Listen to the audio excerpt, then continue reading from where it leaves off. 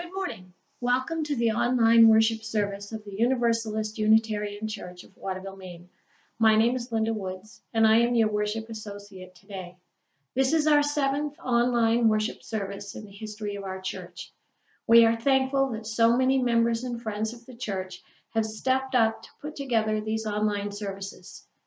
Harry Veo is today's worship leader, delivering a faith rocket message by Mark Ward, lead minister at the UU congregation of Asheville, North Carolina. Today's worship service will also feature music from Annabeth Reinders and Harry Veo. As you will see, we have assembled this online worship service from video clips that various friends and members of this church have recorded. If you would be interested in making a video of yourself doing a call to worship, chalice lighting, reading, music, or some other part of the service, please email the worship committee at uuworshipcommittee@gmail.com. Thank you. Today's thought for contemplation is from Brené Brown. Spirituality is recognizing and celebrating that we are all inextricably connected to each other by a power greater than all of us, and that our connection to that power and to one another is grounded in love and compassion. And now on to announcements. At 11 o'clock today, Sunday, April 26, 2020, Crystal Kessler will be hosting our church's virtual coffee hour, which will occur every Sunday at 11 a.m. Crystal will host coffee hour through a web conferencing program called Zoom. To join this coffee hour and to find information about how to join the coffee hour, go to our church's website, www.uucwaterville.com. There you will find a link to the coffee hour. You will also find instructions on how to join. As a reminder, Karen Kusiak is willing to offer beginner training for using Zoom either as a host or a participant. Those interested will need a computer and can connect with Karen via phone for a practice session. Reminder, join your church friends for a virtual coffee house each Thursday evening from 6:30 to 8 p.m. Come to sing, play music, read a poem, do a comedy routine, or just listen and enjoy. You can join by following instructions on our church website. See you there. And remember, it's BYOC. Bring your own coffee. We turn now to the greeting our neighbors portion of our service, which is a little bit different from how we do it during in-person worship services. Usually, during this portion of our service, we exchange greetings with the people who are sitting near us in the pews. As we watch this online worship service, we can imagine that we are all sitting in virtual pews together in mind and spirit, if not in body. The purpose of greeting our neighbors is to acknowledge the people around us who have come together to worship in our church. As we sit in our virtual pews right now, take a moment to think about other people who you see from time to time during our worship services. Think of someone whom you might like to say hello to. You don't have to do this right this moment, but at some point today, get out your cell phone or computer and send that person a text or an email, or give them a quick phone call. Even though we are physically separated right now, we can still acknowledge our fellow riders on this spiritual journey.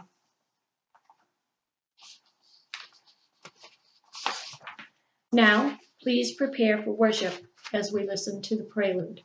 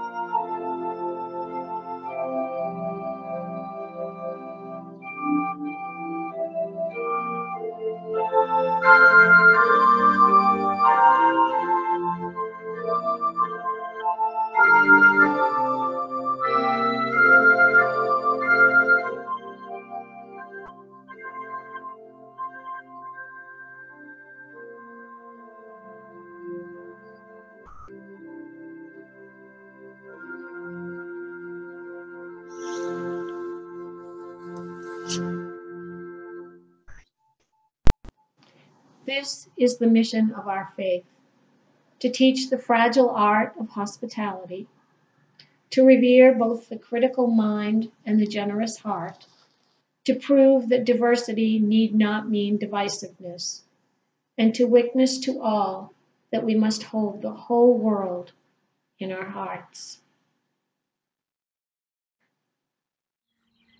Today's call to worship is titled Invitation to the Journey by Lynn Cox. Come, you accidental pilgrims, you who find yourself on a journey of surprise and wonder. Come, you who emerge into this place as an act of liberation. Come, you who seek a life of mindfulness and a place to test your thoughts. Come, you who bring hearts of all kinds, heavy hearts, rusty hearts, hearts broken open in revelation, hearts full of love to share. Come, you who seek courage, and you who have more courage than you realize. Come, you who stand behind the curtain, gathering up the resources to claim your truth. Come, you who have been in a bubble, you who are poised for transformation. We begin our story again, gathering courage, love, mindfulness, and a sense of purpose.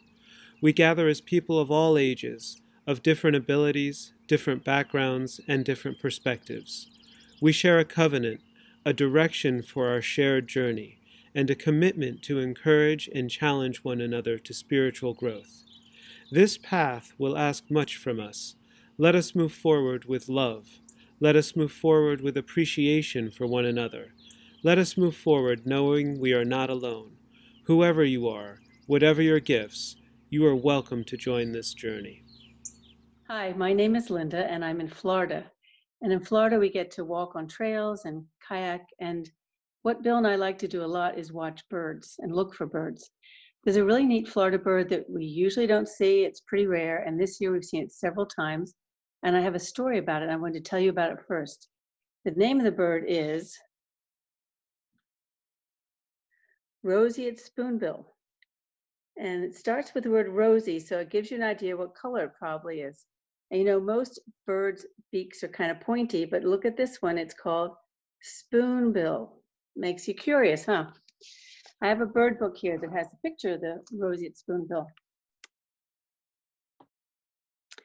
When they're young, they're pretty much just white.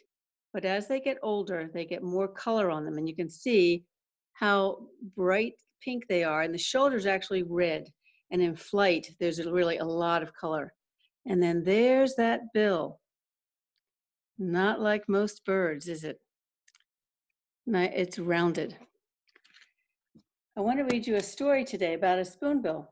And the book is called Rosie's Rescue. Rosie, the roseate spoonbill.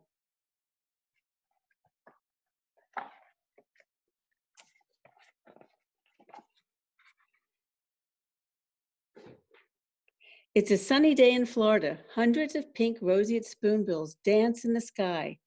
They sail over hammocks. Hammocks are those little mangrove islands. They circle over sawgrass. They soar over marshes. Finally, two of those spoonbills find a tiny stand of mangrove trees. They build a nest.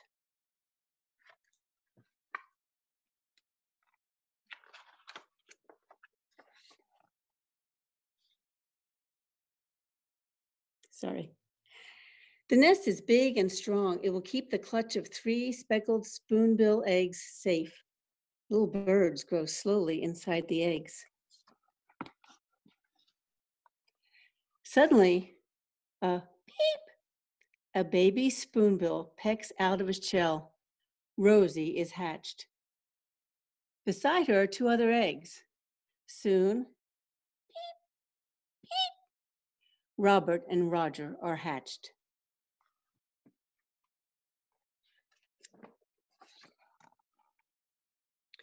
For 6 weeks, the little baby birds eat shrimp and little fish fed to them by their parents.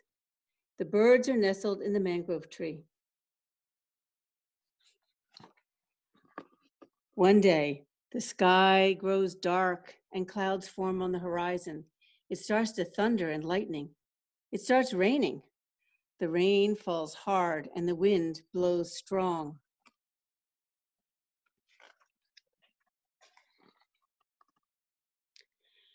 The strong winds blow harder and even harder. The waves sweep up on the tiny island.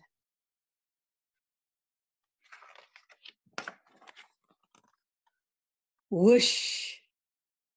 The wind blows the nest out of the mangrove tree with the little bird still in the nest. The nest turns over and over and over and around in circles.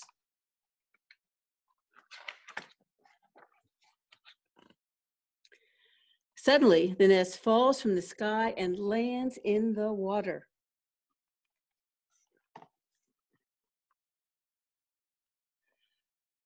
Rosie looks around, but is all alone.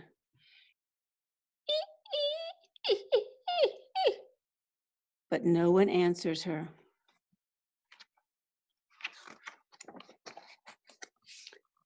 Rosie's parents try to find the baby spoonbills. They look and look and look until dark.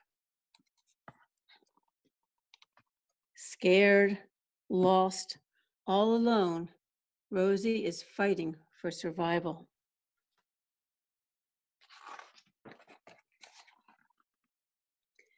Rosie spends all night alone, bobbing in the water.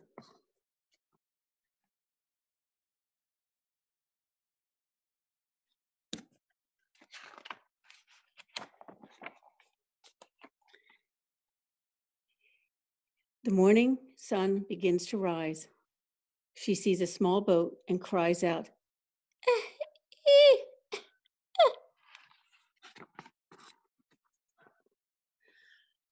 A fisherman finds the baby spoonbill splashing in the water and scoops her out with a net.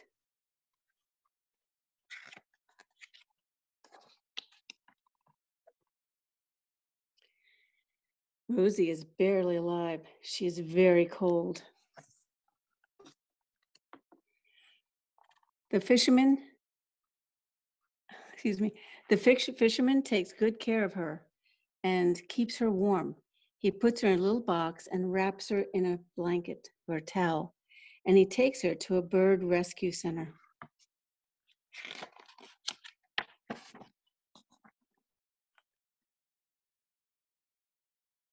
Rosie spends several weeks at the rescue center getting strong. She looks stronger here, doesn't she? One day she hears a familiar sound. She calls back.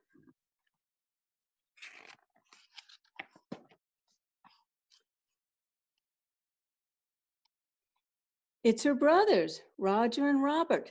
They were rescued too.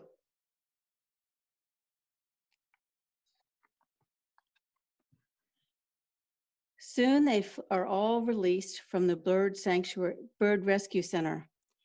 They fly back to the Florida bays and mangroves.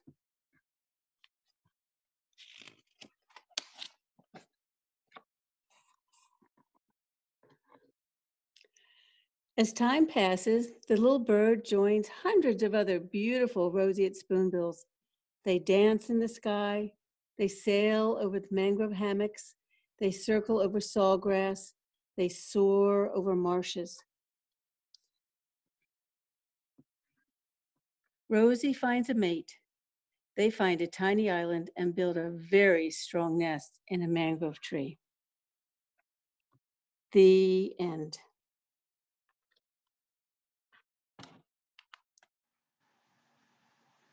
Let's join in worship with a song from West Africa called Wo Ya Ya.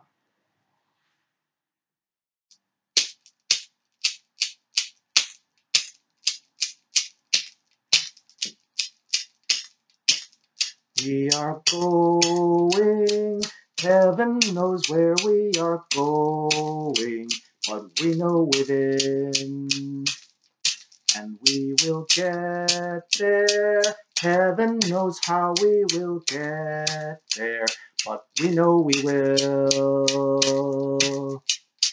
It will be hard, we know, and the road will be muddy and rough, but we'll get there. Heaven knows how we will get there, but we know we will. Oh yeah yeah, oh yeah yeah, oh yeah yeah, oh yeah yeah. We are going. Heaven knows how we are going, but we know within, and we will get there. Heaven knows how we will get there, but we know we will. It will be hard, we know, and the road will be muddy and rough, but we'll get there. Heaven knows how we will get there, but we know we will. Oh yeah yeah, oh yeah yeah, oh yeah yeah, oh yeah yeah.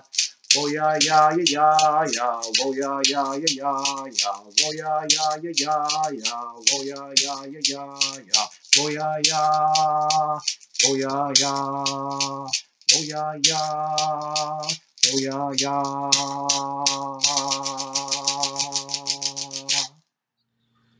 Now is the time in our service where we share the joys and concerns that are in our hearts.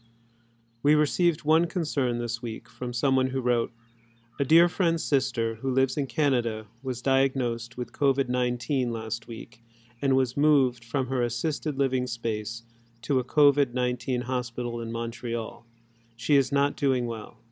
We ask for caring thoughts and prayers for her peace and comfort, and for the way forward to be whatever is best for her." For this concern which has been expressed, as well as for those joys and concerns that lie still unspoken, we offer thoughtful minds, helping hands, and loving hearts. Today's reading is taken from a Facebook post that Linda Woods found. We had a couple technical difficulties, so I'm going to go ahead and do that reading. We are all in the same boat. We are not all in the same storm. For some people, it's sprinkling. This is a break. It's a breather. It's a rest. It's a pause, a time to reconnect with their families. Honestly, it's kind of peaceful. For others, it's a storm. It's a bit scary. It's disruptive. It's enough to make you stay up and watch the news and worry, a bit. For some, it's a damn hurricane. It's pulling at boards. It's tearing off roofs. It's washing them out to sea. It's dark and unknown. It's life-changing. It's not wrong to be enjoying the sprinkle or enduring the storm, but please don't negate the differences. Rest with your family, but don't minimize the hurricane engulfing your neighbor. Laugh at a meme, but get on your knees for your friends. Get in someone else's storm.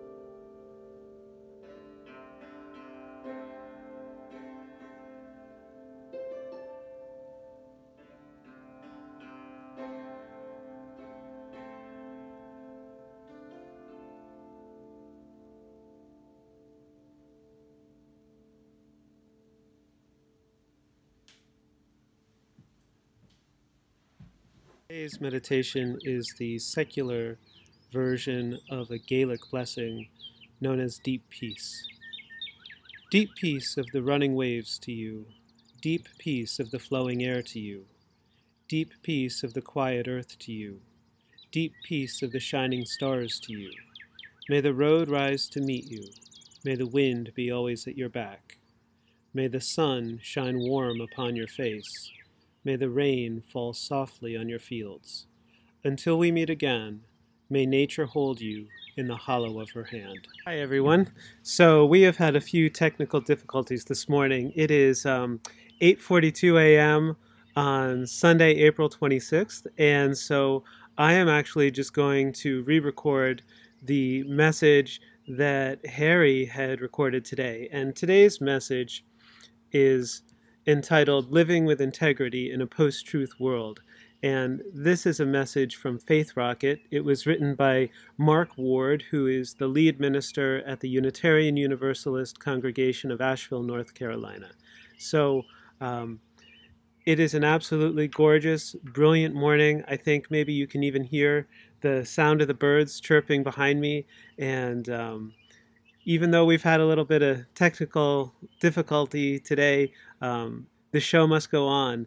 And I'm glad that I'll have the opportunity to read this message that Harry wanted to share with you. So I'll begin. There's a reason why we as religious people covenant to affirm and promote a free and responsible search for truth and meaning. It's because we believe that our spiritual wholeness depends on confronting the real facts of our lives and the world we live in. We believe we can live free, awakened, and aware. We can be loving, compassionate, and kind. We can live into who we are and use our gifts to help save the world only in the presence of truth. And from that truth, we derive meaning. And there is no question that we are living in a precarious time for the truth. We find ourselves in a world of alternative facts that amount to a torrent of lies from those in the highest offices in the land. How are we to respond in a way that is centered in integrity, in a way of living that is grounded in what is true and what is right? Several years ago, I heard a presentation at a minister's conference that stuck with me.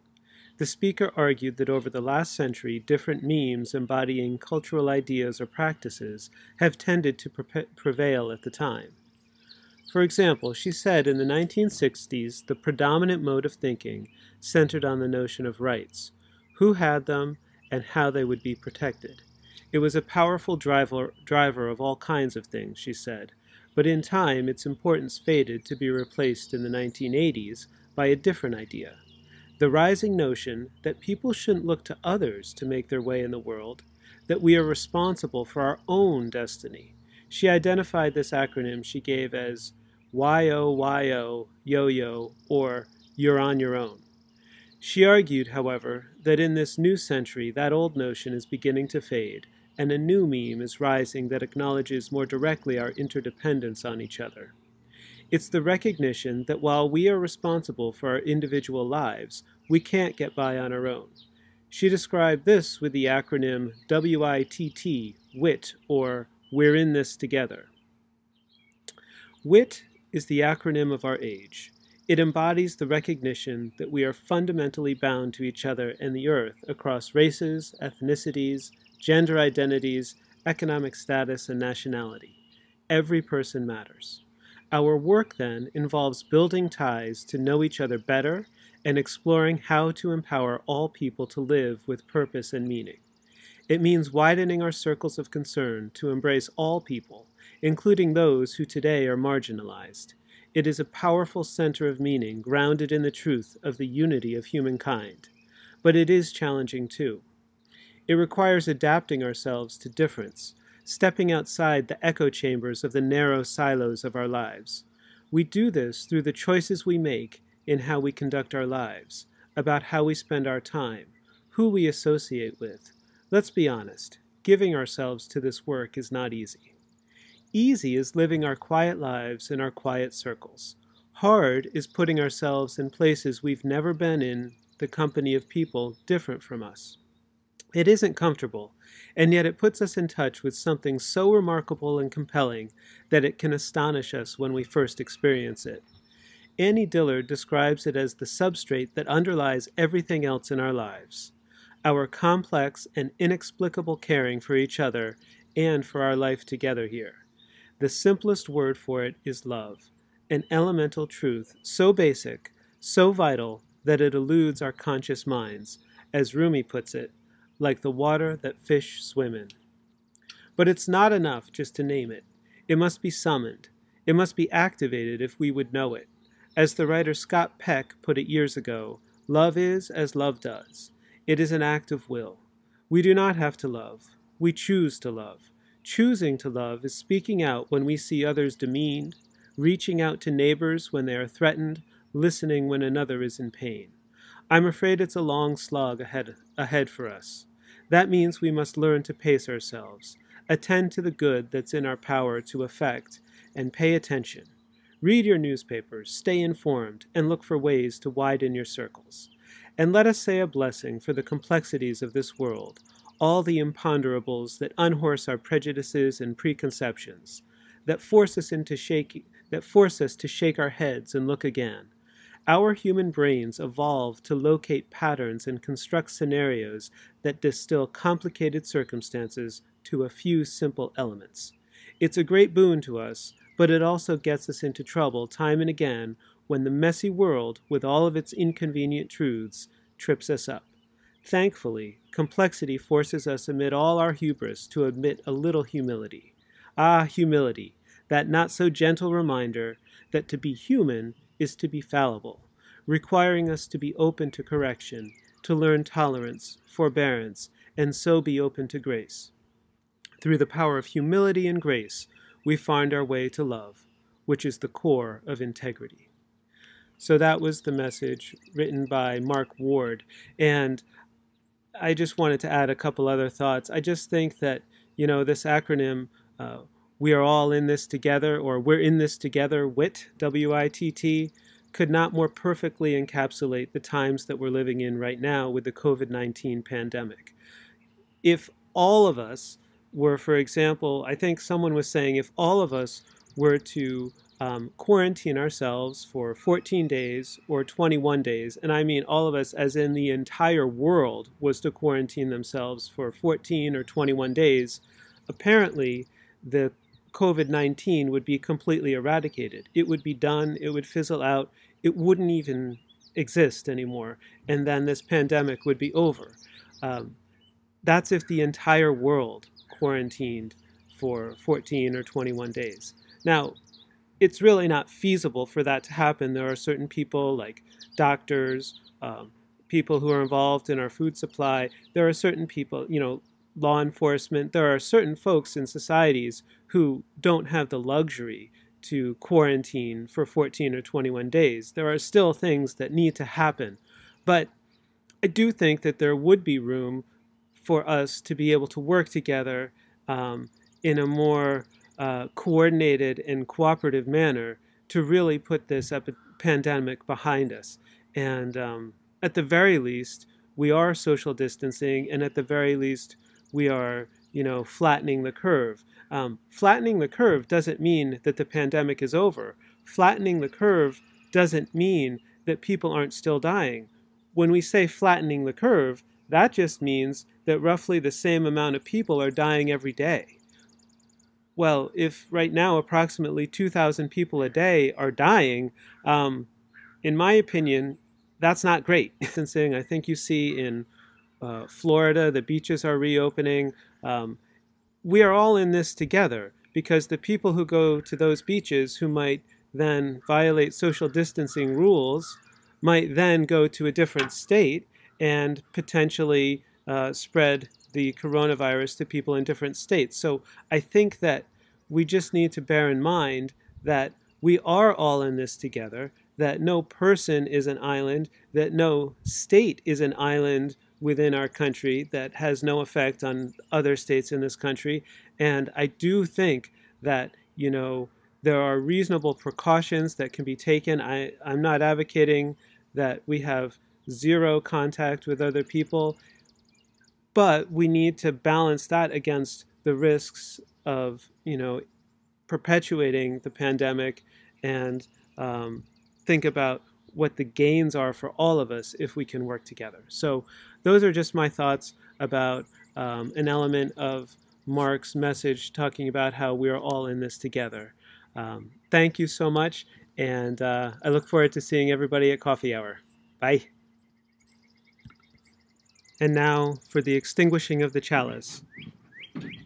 In the words of Maine singer-songwriter Jane Harmon, douse the fire, but keep the flame.